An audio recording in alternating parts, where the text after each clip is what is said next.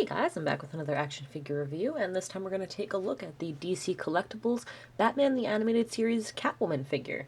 And so, coming right off the heels of the new adventures of Batman figure from last week's review, I didn't upload anything since then, but I have another animated series figure. So, yeah, figured I'd just get it right on up. Todd picked up the figure today from a mock time. I wasn't aware that it's going to be another one coming out so quickly. So now I'm curious when the rest of them are coming out. But yeah, so I got the call, I picked it up, and I said, well, of course I got to review it. And here I am. So we'll jump right in. Before we get to the figure, we'll just take a quick look at the package. Now, it's just as I expected, as you can see. It's very similar to the, I'll pull them both in, the new, is it New Batman Adventures or New Adventures of Batman? I think the New Batman Adventures, right? So it's very similar to that package from the Batman figure. As I expected the changes to be, the animated series packaging is red, and the card back is just the Batman iconic, look of the Batman silhouette. So that's what that looks like, as opposed to the silhouette of Batman, Robin, and Nightwing. So, what was I going to say? And you can see the logo on the front is Batman the Animated Series. You've got number 4, Catwoman. Interesting. So I wonder who 2 and 3 are and why they didn't come out first. This is again sculpted by Irene Matar. And I did just want to mention, somebody actually pointed out to me in my previous review, and I'm sorry, I don't know who it was off the top of my head, but a very friendly commenter pointed out when I showed the this here, the sheet that the figures come with, and I was talking about how, so it shows both there, how the colors I thought were waves, but they are actually, obviously, I don't know why I didn't realize that, blue is for the new Batman Adventures and red is for the animated series figures. So let's see. Two-Face and Mr. Freeze should be coming out shortly then, I would imagine, and be seeing that we got Catwoman. Unless, maybe what they're going to do is release one from each, so maybe next we'll see Two-Face, and then we'll see Joker, and then we'll see Mr. Freeze, and then we'll see Robin. Maybe that's what they're going to do, so they alternate between the two series. But, again, this comes with the figures. And let's take a look. So again, we have a lot of accessories, and some that people weren't anticipating coming with this figure. So I'll just stick her back here. And she is really difficult to stand on her own. She's got these super tiny little feetsies with a lot of articulation. So she looks so tiny on the camera. She really is quite small. But I'm going to go ahead and show you the accessories like I usually do first. And we'll actually start with the stand so I can get her on there. So you can see she's standing, but like I said, with the Batman figure, I wouldn't trust it to, display that way for good. So I'm going to go ahead and put together the stand, which again, this is the base, is like Batman. So you have Batman the Animated Series logo on it, and it just shows front, side, and back views of the character. Turn around, Catwoman. The back's just plain. So then you have the base, you stick down there, you put the little, the pole in, stand, whatever. And this one looks different from Batman. Oh, I guess, I see.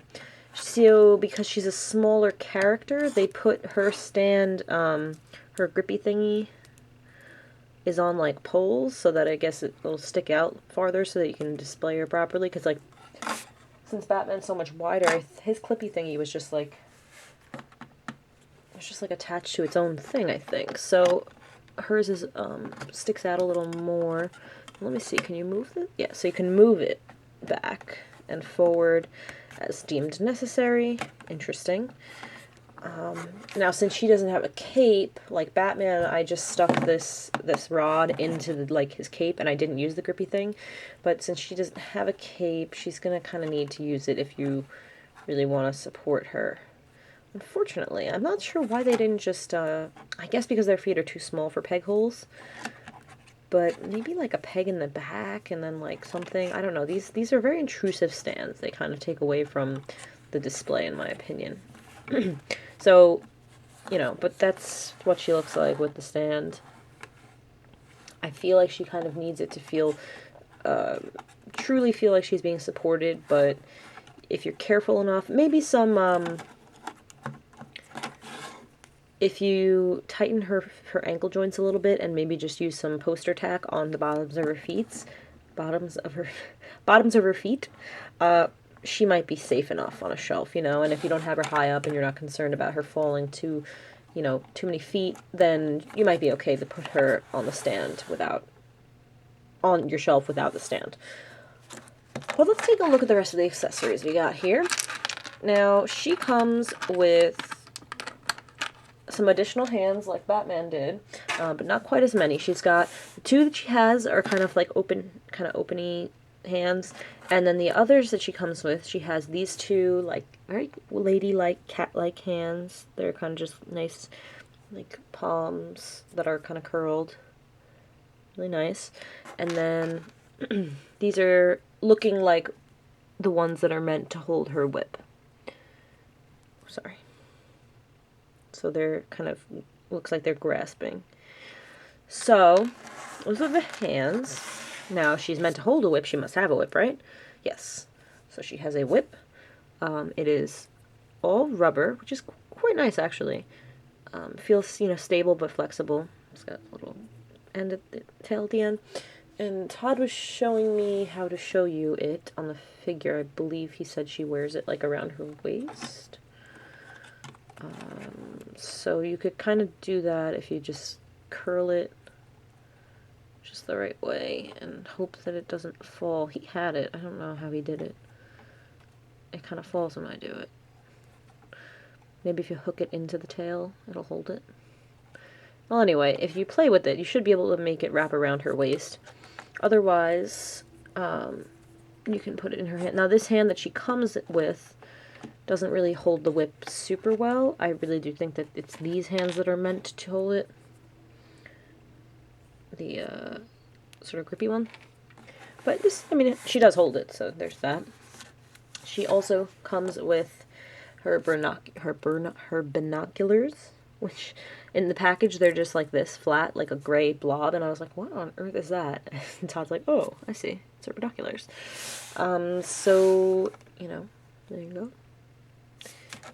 And I guess she could kind of hold them. I wonder if she could hold them up to her face. Her arms are not, her elbows, rather, are not very flexible. So I don't think she could bring her hands to her face. Yeah, no, they're not, that's not happening. So she's not going to be able to hold the binoculars against her face. So maybe you can just kind of have her hold them, not even, maybe with the grip, the other hand. But yeah, they're just gray plastic with some yellow paint. She also has necklace. I'm not sure if this has significance. I'm sure it does. I'm just not sure what it is. From what I've read, somebody commented something about these being episode specific. I read the episode title, but I'm not sure what it was either. Sorry. But I'm assuming it's the episode that Catwoman is introduced in. So I'm guessing this is all episode-specific accessories, because I believe that's what I read. So she's got this, and I don't know if she's meant to wear this or it's something she's maybe stolen, but if she's meant to wear it, I'm guessing you can probably just pop off her head and slide it on her neck. But it might just be something she's stolen. And then last but not least, something apparently wasn't in the preview images, but is a really cool addition, is her cat, Isis. And let me just display over here. So I put them next to each other. So you can barely see on my background, sorry. Very small, but very cute. If you can, I hope you can see that. It just goes up to about like 3/4 of the way up to her boot, but super cute little accessory to have. Very cute face. The head moves, I believe? Or not? No. Doesn't move. Okay. No, it doesn't move. The legs don't move. Oh, the legs do move. Oh, okay. The legs move. That's really cool. All of them do. So you could kind of maybe make it look like, you know, she's gonna jump, or, you know, just walking. You alternate them, you know, because that's how cats walk. But yeah, that's really cool. Tail doesn't move, and apparently the head doesn't move, so just the legs. But hey, that's 4 points of articulation on a really small accessory, so pretty cool. And that's it for the accessories. So now we will take a look at Catwoman herself. So from what Todd tells me, this looks very accurate to the animated series Catwoman. And he was saying he wishes they would make a New Adventures one because he likes the all-black look for Catwoman. So, and I said, well, you know, at this rate, they might actually do that. So we'll see in the future. But I think she looks really good. I love this, you know, I just love how they're, I mean, I'm rambling on about this in the Batman review, so I won't do it here, but I just love that they're doing these stylized lines now, and this one's, so far, 2 figures in, looking really good. But, let me see, here we go. Like, the paint just looks so, like, it looks really, like it came out of the cartoon, is what I'm trying to say. There's a little bit of a paint smudge right here. It's not lining up from the black part of the mask to the gray part of the mask, whereas on this side it lines up a lot better. But otherwise, I love the red lips, and the eyes look just, like, really nice. And, you know, everything else as far as paint and sculpt goes, it's just like, what, you know, it's a Catwoman body, and she's got gray and black paint. It's all flat except for the belt. It's like a semi-gloss, like, goldish color. Not painted spectacularly, but it gets the job done. Again, she's got the exposed leg joints. Not sure what they're doing with that. I'm not, like, why did they decide to go with that look? I don't know. It's the one place where you can kind of really hide joints. You know, like, all DCUC figures have these T-joints, but they don't have these exposed joints, so I don't know what they were thinking there. She's got these tiny, tiny little feetsies. Like, look at my finger, you know, like, this is my finger. I have, like, pretty average-sized hands for a girl, I guess. And, like, look, my fingernail, okay? And I've got long nails. So, she's got really tiny feet. Now, because she's so small, and because of some people's comments and reviews and such on the Batman animated series, well, New Adventures animated Batman figure, I would suggest being very careful with this figure. A lot of her joints were very stiff when we took her out of the package. Still are, some of them. And very thin. Again, her ankles are super thin. Her wrists, I'm thinking you need to be super duper careful with. So if you want to, you know, pop these out, it actually comes out fairly easily. So we'll do that. Where's her right hand? But just be very careful because all of these hands do have, you know, their pegs, and they also have the hinges on them. So there's just a lot of points where they can break. See, now I'm afraid to put this back in. This just feels like it's, like, way too fat. Let me see, I think there's another. Yeah, wow, okay. Her right gripping hand, for some reason, has, like, a really fat peg. It's like it has, like, an extra coat of plastic on it. Weird. So I put a different hand in. Put her, like, woman hand in.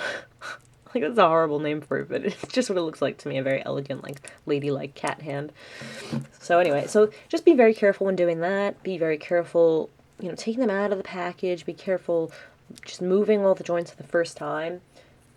You know, can help to maybe heat them up, or just, you know, just be careful. That's all I have to say about that. So let me just go on through articulation while I'm kind of talking about that. Her head will go up a bit, down a bit, go around. She's got this nice long neck. Her arms we'll go up to about here, and we'll go around, but it doesn't seem like they're very stiff, again, so be careful. They don't really want to go all the way around. And then they have elbow hinges and swivels, but the hinges at the elbow don't, like, go 90 degrees. They go, that's all they do. From, you know, here to here.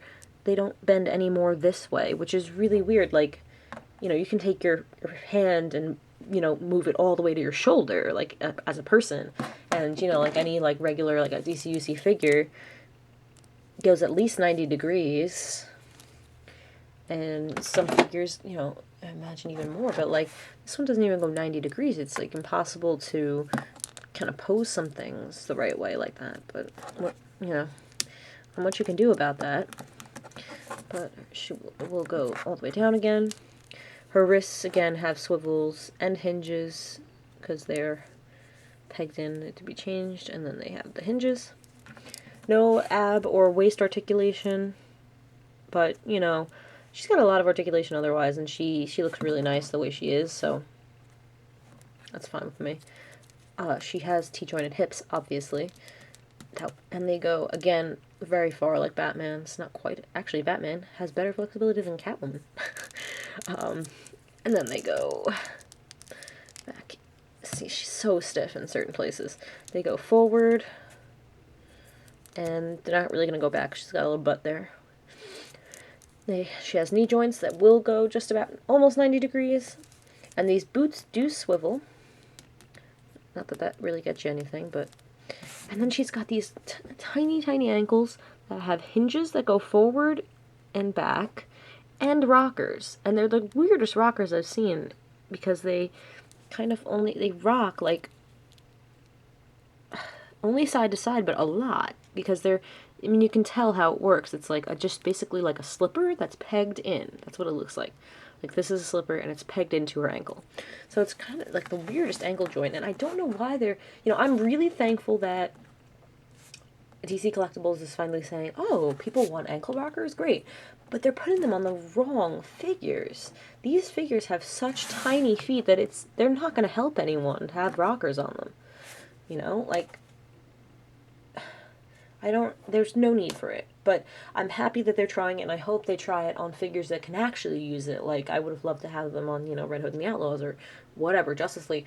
But, you know, they make very strange choices as far as articulation goes. So, these reviews go on for a really long time with all these accessories. But before I wrap it up, I just wanted to talk about one issue on this figure, unfortunately, that we have, is she's got, like, a third nipple on her chest. What is that? I've seen pictures of the figure that don't have it. It's not, like, a feature. It's just this particular, figure just got, like, an extra blob of plastic in the mold, and it's just really distracting, because she's such a smooth, you know, single, solid colored figure, and she's got this, like, blob that's right above her boob. Really frustrating, but otherwise she's really nice. So I just did want to point that out. It's really obnoxious, and her ankles are really loose, so that's what the stand is good for. But I just wanted to, before wrapping up, show her with the Batman figure that I previously reviewed. Even though he's New Adventures and she is the animated series, just wanted to show, like, a size comparison and how the style is starting to come together. I'm gonna, you know, try to... I probably won't be able to always compare these figures in the future, because Todd will bring them to his house, and then I'll be reviewing them at my house, and so whatever's here is here. But while I have them both here, I will show them next to each other. And, you know, Rob, after you mentioning that your figure is crooked, I feel like this one might be a little crooked too. Oh, there goes Catwoman. I feel like I haven't, oh, his knee's kind of bent. But I'm thinking his legs, no, okay, maybe not. Well, maybe a little bit. They don't want to stand, so I'm like holding them at their feet. Here we go. So, Batman from the New Adventures and Catwoman from the animated series. You can see she is basically like a head shorter. Let's see, back to back here. Yeah, she's about a head shorter, but she's, you know, quite a bit skinnier and obviously feminine looking and all that. So, Todd says she should be shorter, but I think that, you know, kind of just putting them next to each other, you get the idea. Then they look pretty cool together. So I'm really looking forward to seeing where the rest of this line goes. And, how the styles come together and how all the characters look together. So this is a really exciting line for a lot of Batman fans out there. So, you know, it could be opening doors for other, like, maybe, like, Superman animated figures or, ooh, oh my gosh, Justice League Unlimited figures. How cool would that be? Like, an entire series of Justice League figures. It would never happen. It did not have the traction that the Batman animated series did. So, anyway, I'm going to be quiet now. This review is at least about 10 minutes shorter than the last one. So, this has been my review of the DC Collectibles animated series Catwoman, Who's Gonna Fall Over. And the second release from the DC Collectibles animated line. Definitely a cool figure, just be careful with the joints and watch her feet and be careful standing her up. But otherwise, really cool figure, and I do recommend her, as I'm going to recommend most of the line, because, I mean, as of yet, we haven't had any issues with these figures, like other people have, and it's really cool. So, thanks for watching this review, guys, and I'll see you in the next one. Bye-bye.